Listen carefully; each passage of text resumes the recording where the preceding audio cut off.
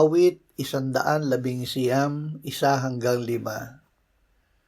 Mapalad silang sakdalang landas na sa kautusan ng Panginoon ay lumalakad. Mapalad silang nag-iingat ng kanyang mga patotoo, na hinahanap siya ng buong puso, na hindi rin gumagawa ng kasamaan, kundi lumalakad sa kanyang mga daan. Iniutos mo ang iyong mga tuntunin upang masikap naming sundin.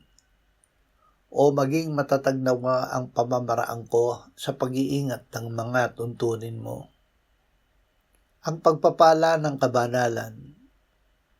Ang pagiging mapalad ay hindi nakadepende sa material na bagay, kundi sa kabanalan, ang paglalakad sa landas na walang kapintasan at paghanap sa Diyos ng buong puso. Ang taong nagpapahalaga sa kautusan ng Diyos ay lumalayo sa kasamaan.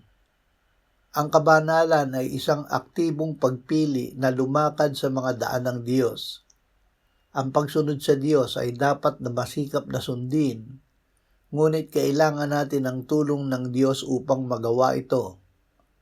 Ang pagsunod sa salita ng Diyos ay hindi isang mabigat na pasanin, kundi landas patungo sa isang buhay na banal at pinagpala.